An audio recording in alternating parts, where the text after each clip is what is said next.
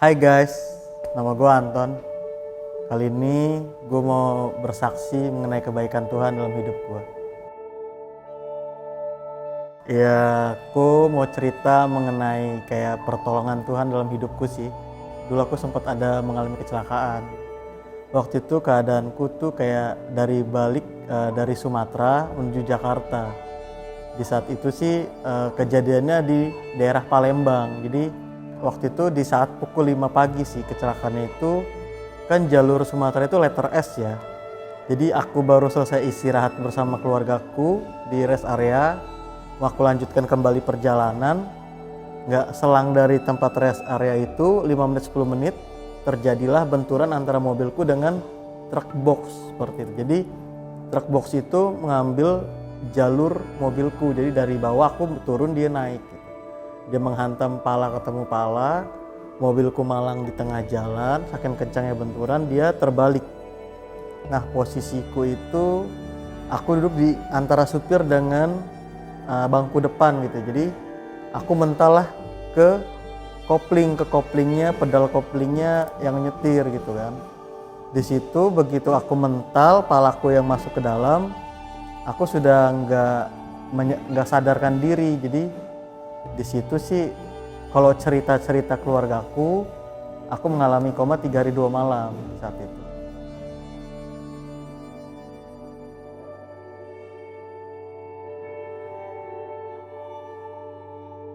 Kalau yang aku rasakan sih ya koma itu seperti tidur aja. Ya paling yang kayak mimpi-mimpi lah, kayak ngelihat keluargaku pada berkumpul untuk berdoa, terus ya berdoa fokus untuk ya mungkin keadaanku di rumah sakit kan mereka kumpul di rumah gitu kan, di rumah masing-masing dan di tempat lah yang aku bayanganku seperti itu, kayak mimpi jadinya.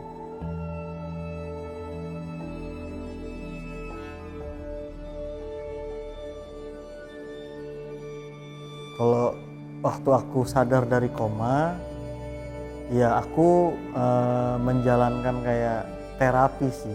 Tepatnya kayak aku ke salah satu rumah sakit dan di situ aku jumpai salah satu dokter yang khusus untuk saraf. Kenapa? Karena aku ingin membangkitkan kembali saraf-sarafku.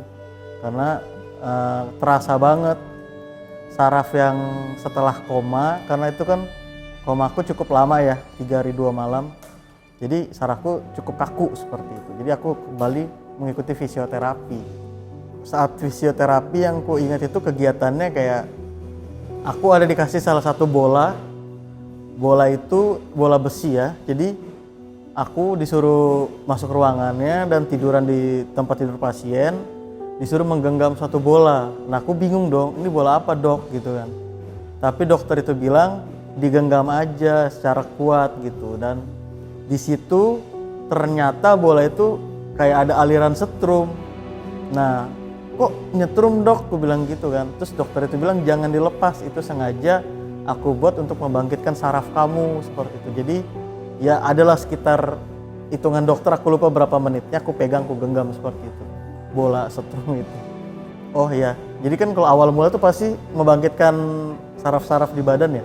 Dari awal mula itu bola itu, kemudian aku kayak ada dokter itu kan mengerti ya langkah-langkah saraf kita berjalan ya. Di situ aku disuruh peragakan jalan ke depan bagi 5 langkah atau 10 langkah di depan cerminnya dokter gitu kan. Kalau aku kan karena masih gemeter, jadi aku pegangan satu besi di temboknya ruangan itu berjalan gitu. Nah kalau dokter itu hanya memandang dari berapa meter aku gitu kan. Jadi dia mengerti langkah-langkahku seperti apa. Jadi kemudian dia pun sendiri besokannya ada tahap-tahap terapi apa lagi yang buat aku kayak gitu. Itu dijadwalkan ibarat kata seminggu itu bisa 3-4 kali pertemuan atau paling banyak 4 lah. Kalau dari latihan diriku sendiri, aku kayak ya berjalan terus di rumah, kayak belajar jalan terus, entah kayak apapun kegiatanku lakukan aku mencoba berjalan seperti itu. Jadi nggak hanya latihan di fisioterapi, aku juga terapkan di rumah belajarnya.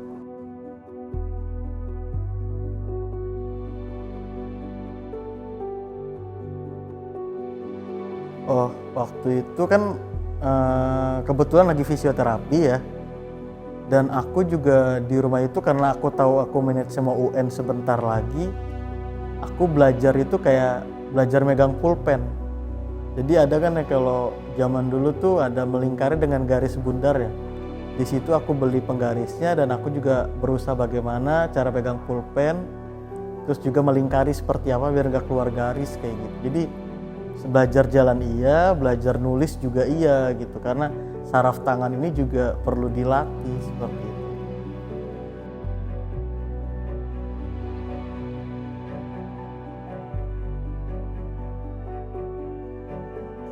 Oh, waktu aku baru-baru pulih ya.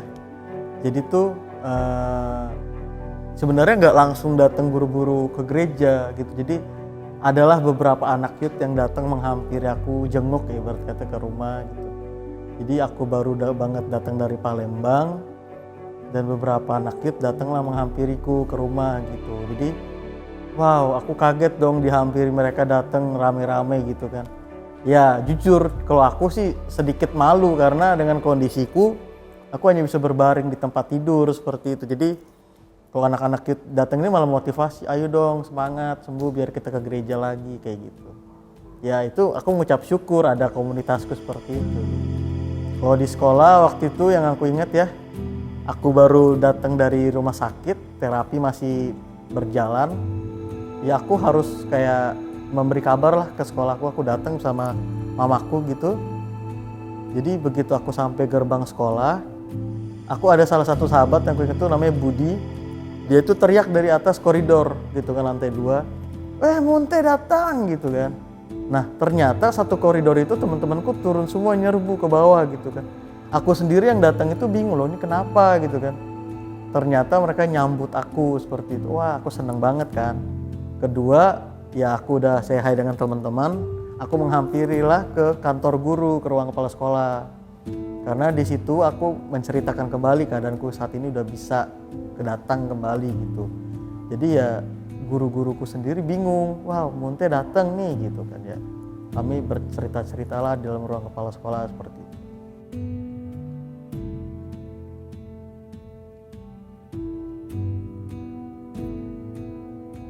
Kalau dari gue sendiri, gue mengucap syukur kayak gue punya keluarga yang selalu support.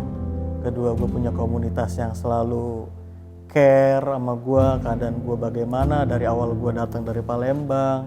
Ibarat kata kayak gue masih bisa berbaring aja di kasur, mereka menghampiri gue.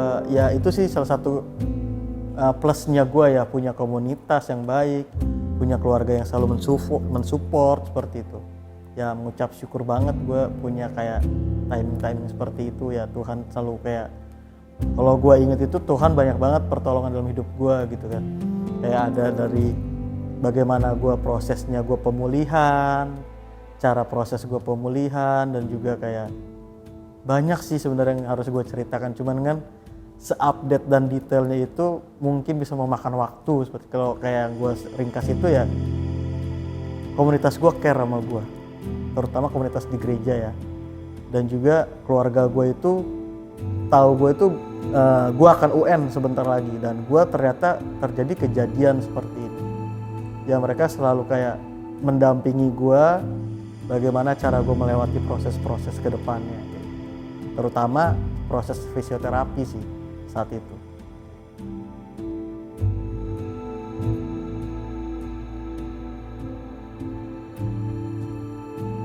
Kalau struggle-nya terendah banget, aku sih kurang merasakan ya di saat timing aku kecelakaan ya, karena yang ku ceritakan tadi, keluargaku selalu kayak nggak mau ngelepas aku karena dia tahu aku tuh berat menghadapinya nih.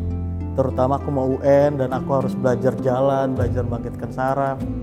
Struggle sih enggak, cuman kayak justru mereka kayak memotivasi. Jadi aku biar nggak, pandanganku tuh kayak nggak putus asa atau apa, kayak nggak menyerah sih utamanya. Jadi ya mereka ngedampingi, mereka mensupport, dan mereka juga tahu proses-prosesku ke depannya bagaimana kayak gitu.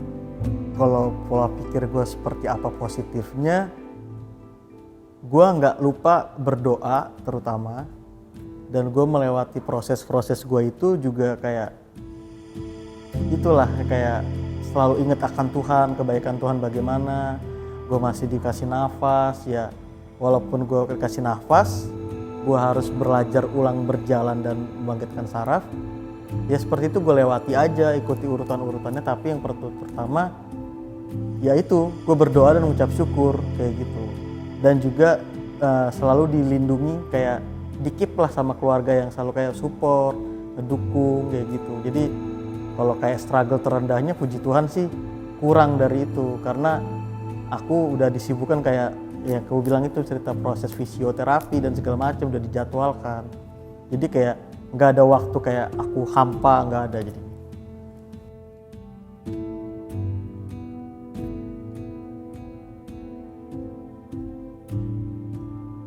Oh kalau perbedaannya ya, kalau ya abangku sendiri yang kebetulan dia dokter bedah spesifiknya, dia pun kayak ya dia tahu nih aku kayak gimana setelah operasi gitu.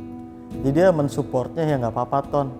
Memang aku tahu namanya otak sudah dioperasi, udah ada kena bedah, pasti daya ingat akan berkurang. Tapi itu semua bisa kamu lewati bila kamu berusaha menghafal atau kayak bagaimana ya, kayak belajar kembali otaknya tuh kayak biar daya ingat tuh berkurang. Berkurang iya, tapi bisa nggak banyak berkurangnya kayak gitu. Karena dia tahu akibat efek otak dioperasi itu ada ingat berkurang gitu. Ya jujur deh, ya aku jadi agak sedikit pelupa, itu aku akui.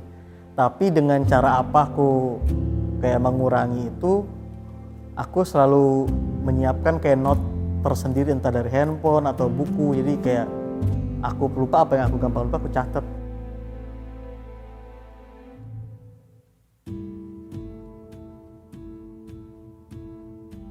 Kalau mengeluh sih enggak ya, aduh Tuhan kayak gini enggak, cuman kayak wah gue berkurang banget ya ternyata ya, kayak gitu sih. Jadi kayak berpikirnya ke diri sendiri, karena jujur aku nggak berani menyalahkan Tuhan sih ya, bukan seorohani ya, karena aku kayak wah parah sih jadi gue berkurang banget nih.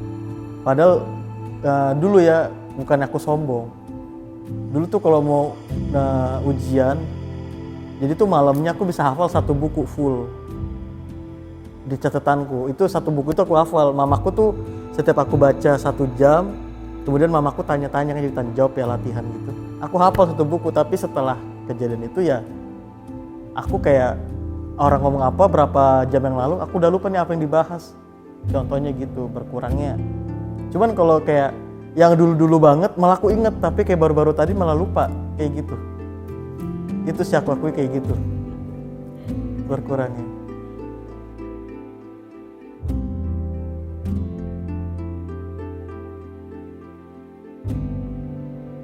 Kalau cara mengungkapkan rasa syukurku kepada Tuhan dari yang pernah ku lewati sebelum-sebelumnya, terutama sih kayak aku nggak mau meninggalkan waktuku sedikit pun untuk Tuhan, karena kita kan nggak tahu ya kayak kita berapa menit ke depan atau berapa detik ke depan kita seperti apa gitu. Jadi ya aku hanya bisa kayak mengucap syukur dan tetap kayak berdoa sih, seperti itu, kayak nggak mau meninggalkan Tuhan sedikit pun kayak gitu. Karena kalau kita udah kejadian ke depannya, kita nggak tahu kalau kita sudah sempat meninggalkan Tuhan seperti apa kayak gitu. Sedangkan pertolonganku kemarin begitu besar, Tuhan tolong kayak gitu. Jadi dari situ aku sadar banget Tuhan itu baik, baik banget kayak gitu.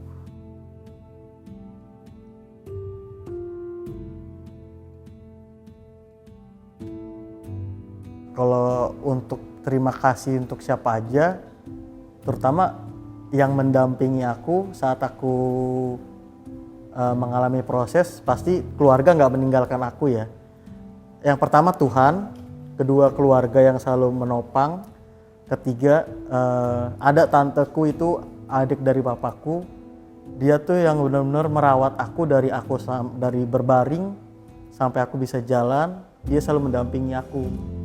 Karena waktu aku baru banget datang dari Palembang dan masih menjalankan fisioterapi, jadi kan setiap pagi harus dijemur ya dengan matahari ya, dan itu keadaannya aku masih kursi roda. Jadi ya tanteku itu selalu setiap pagi on time ngantar aku berjemur, terus nyuapi aku kayak gitu sih. Karena ya kalau aku ingat-ingat banyak banget pertolongan dari tanteku. Kedua Itu yang kedua. Yang pertama Tuhan sih, karena Tuhan itu masih beri aku nafas sampai saat ini dan bisa memberikan waktuku yang puji Tuhan aku sudah bisa kerja, sudah lulus kuliah, sudah melewati banyak yang harus dilewati di sekolah ataupun pekerjaan yang saat ini kujalani gitu.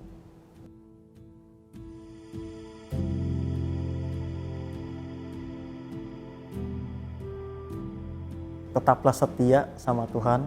Kedua, jangan pernah membuang-buang waktu kalian dengan hal-hal yang tidak penting. Penting maksudnya kayak duniawi yang gak bermakna lah gitu. Karena kalau kita hanya meninggalkan atau mensibukkan diri kita dengan itu tanpa ada Tuhan di samping kita, yaitu semuanya sia-sia belaka. Karena sewaktu-waktu Tuhan pasti ada di samping kita dan kalian akan butuh banget Tuhan itu apa. Nggak hanya satu waktu, tapi setiap waktu.